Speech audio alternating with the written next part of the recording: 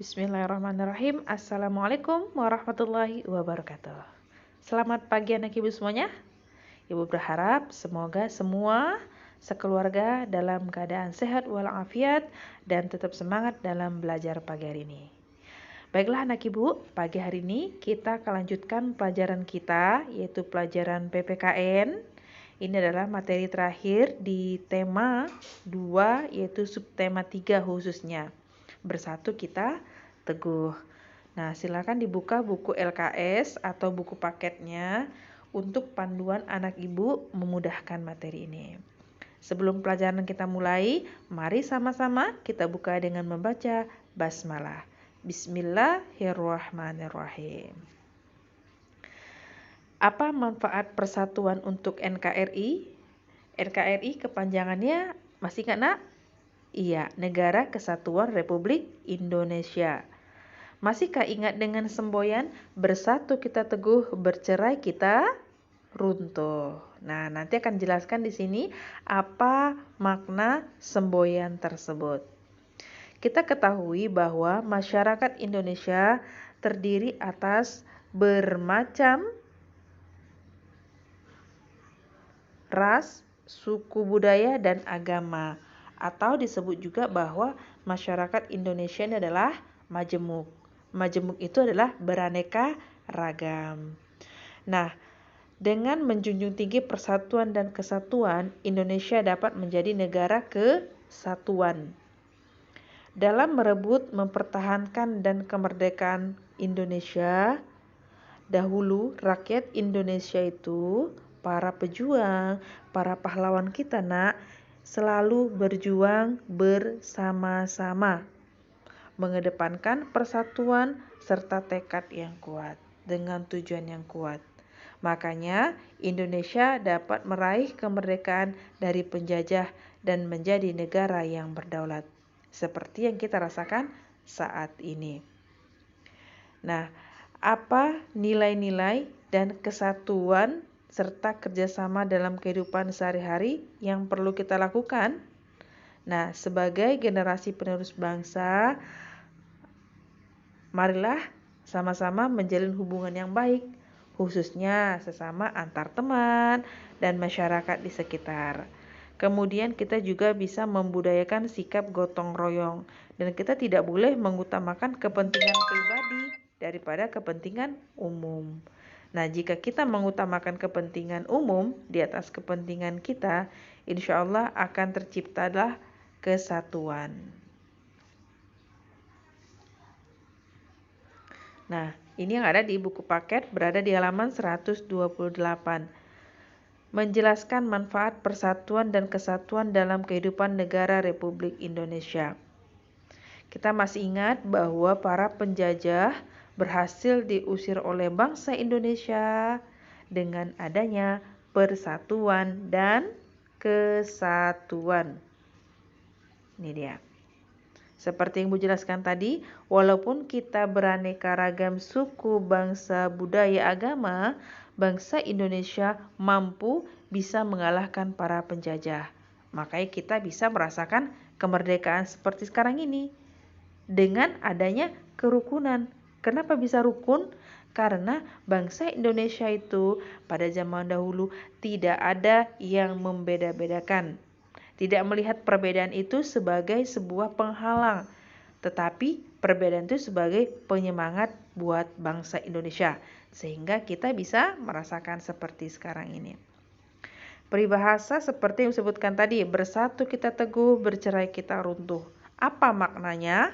Nah, di sini maknanya tertulis bahwa suatu bangsa akan menjadi kuat dan semakin maju jika bersatu dan tidak terpecah belah. Artinya tidak mudah diadu domba. Nah, itulah pengertian dari peribahasa bersatu kita teguh, bercerai kita runtuh.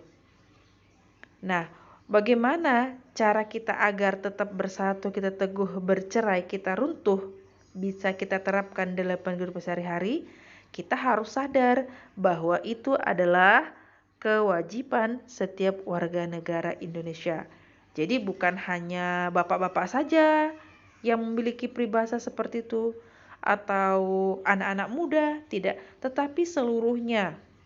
Nah, jika persatuan dan kesatuan bisa kita jaga, insya Allah nak, yang namanya perselisihan dan perpecahan jauh dari negara kita ini. Nah, apa manfaatnya kalau kita sudah bersatu, sudah menerapkan persatuan dan kesatuan? Nah, ini dia manfaatnya. Yang pertama, bangsa Indonesia menjadi bangsa yang kuat dan maju. Artinya, bangsa lain atau penjajah tidak akan berani menjajah kita. Karena dari Sabang sampai Merauke telah bersatu.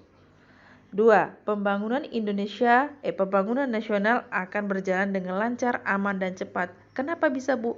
Ya, gara-gara bersatu.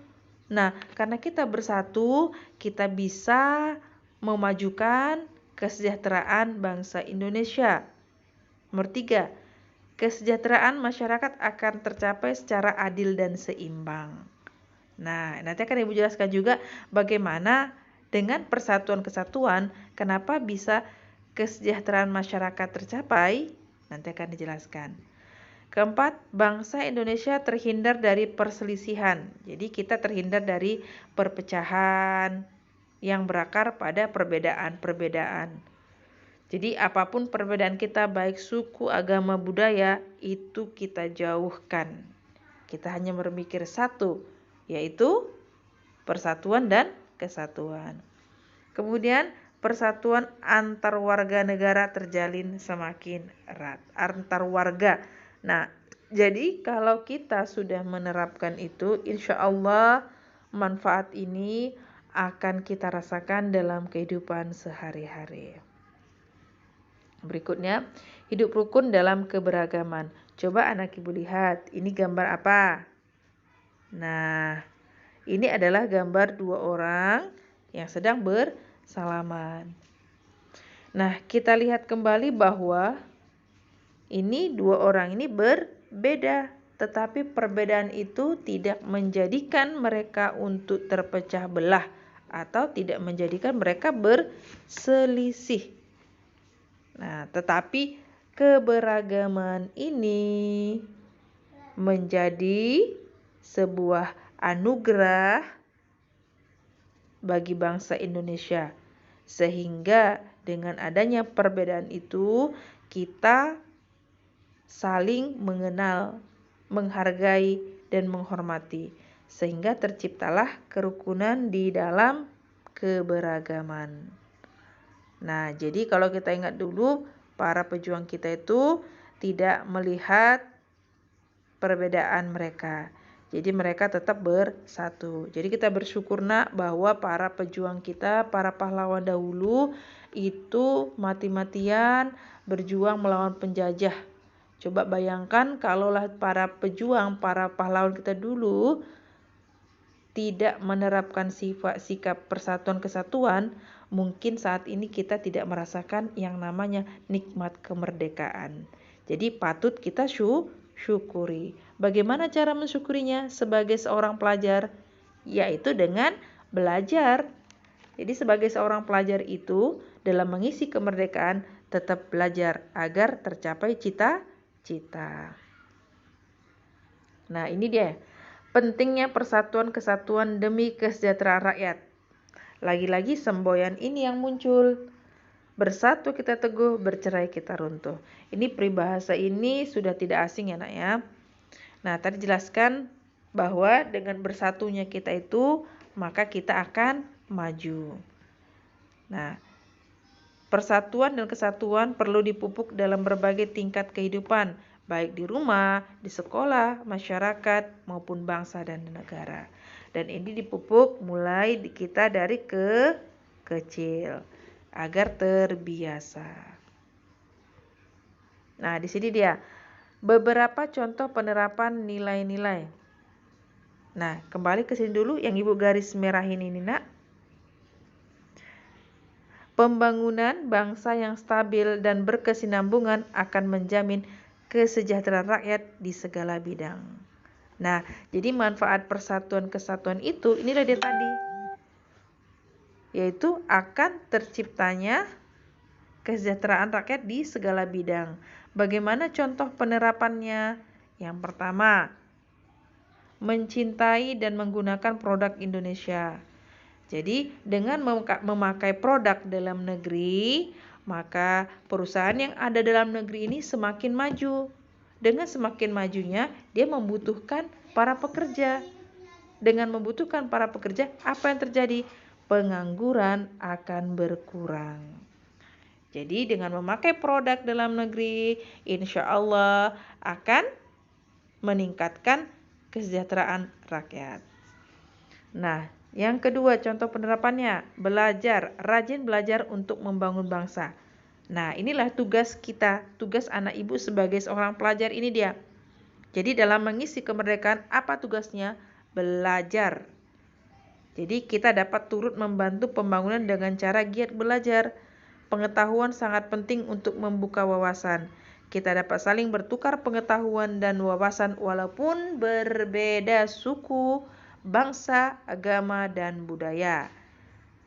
Nah, yang ketiga, mempererat kerjasama. Kerjasama diperlukan dalam segala bidang, baik itu sosial, ekonomi, politik, dan pendidikan.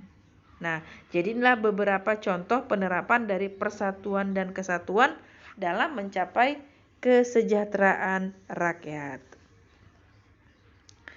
Nah, ini dia dalam mempertahankan persatuan dan kesatuan pada masa kemerdekaan. Sudah Ibu garis-garis merahi, itu adalah hal-hal pentingnya.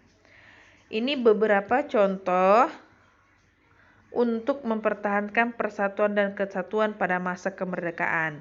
Ini contohnya secara umum. Yang pertama, menjaga keharmonisan antar suku. Jadi, kalau ada perbedaan suku, baik di lingkungan masyarakat, di lingkungan sekolah, kita harus saling menghargai. Jangan kita mengejek atau menghina, karena itu akan menjadikan perpecahan. Jadi haruslah saling menghargai. Yang kedua, meningkatkan semangat kekeluargaan dan gotong royong. Nah, ini dia.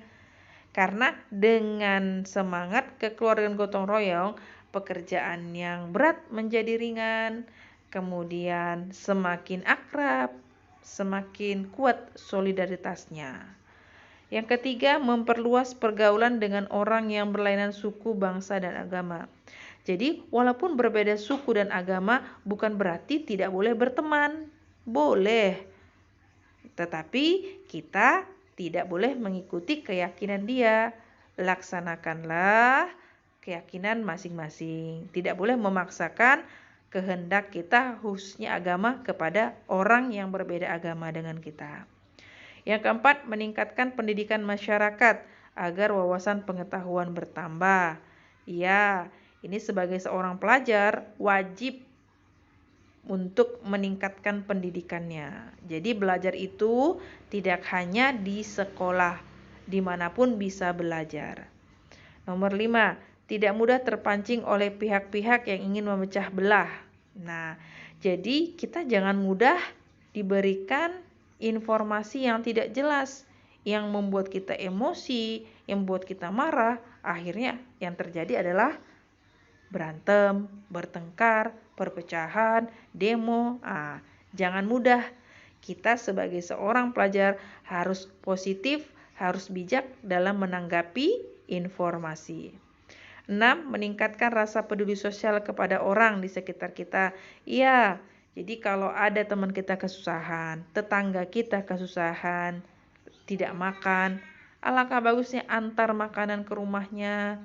Tidak bisa membantu dengan memberikan berupa benda, bantu dengan tenaga. Tidak bisa dengan tenaga, berikan dengan senyuman. Nggak bisa dengan senyuman, berdoa. Itulah yang paling simpel. 7.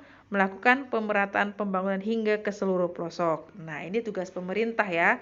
Jadi di daerah-daerah terpencil, tidak ada listrik, harus ada listrik. Tidak ada air bersih, harus ada. Itu adalah upaya pemerintah. Dan kita, anak ibu sebagai seorang pelajar juga harus belajar agar bisa membangun desa atau daerah terpencil. Karena anak ibu sudah memiliki ilmu yang luar biasa. Oke, itu saja untuk materi pagi hari ini, Nak. Ini adalah materi terakhir. Insya Allah minggu depan kita sudah ujian mid semester. Nah, soal ujian mid semester sebagian diambil dari sini. Jadi, untuk memudahkan, silahkan ini anak ibu kerjakan. Soalnya ada 10, pilihan berganda ya, Nak ya. 1, 2, 3, 4, 5. Nah, ada 10 soal. Ada 10 soal, anak ibu kerjakan di LKS, yang punya LKS, yang tidak punya boleh kerjakan di buku tulis. Ingat ya Nak ya, mengerjakannya jangan asal disilang. Dibaca, difahami, biar ilmunya lengket. Dengan membaca, banyak tahu. Ini ada 10 soal ya Nak. Dilanjutkan dengan 5 soal dari buku paket. Nih, Ibu jelaskan tadi, peribahasa bersatu kita teguh, bercerai kita runtuh, memiliki arti titik-titik. Bukan Pak Teguh ya Nak ya. Nanti Pak Teguhnya marah. Oke, nah yang ini juga, ini sambungannya. Ada 5 soal dari buku paket. Kalau tidak cukup seperti biasa di buku tulis. Oke Nak, jadi karena kita mau mengikuti ujian mid semester, ini dikerjakan dengan baik-baik. Soalnya ada sebagian keluar dari sini. Setiap soal yang sudah kita kerjakan itu keluar untuk soal mid semester. Baik itu IPS, PKN, matematika. Pokoknya yang diterangkan semua itu insya Allah diambil dari soal-soal yang sudah dibahas. Oke Nak? Nah, itu saja untuk materi pagi hari ini. Ibu doakan tetap semangat belajar, sehat selalu, ayah ibunya juga sehat, diberikan Allah rezeki yang berkah. Amin ya robbal alamin, sehingga bisa kita mengikuti pelajaran hari ini dan untuk besok-besoknya. Itu saja Nak, mohon maaf kalau dalam penyampaian Ibu kurang tepat atau bahasanya tidak enak. Mohon maaf lahir dan batin. Kita tutup pelajaran kita dengan melafalkan hamdalah. Alhamdulillahirabbil alamin. Assalamualaikum warahmatullahi wabarakatuh.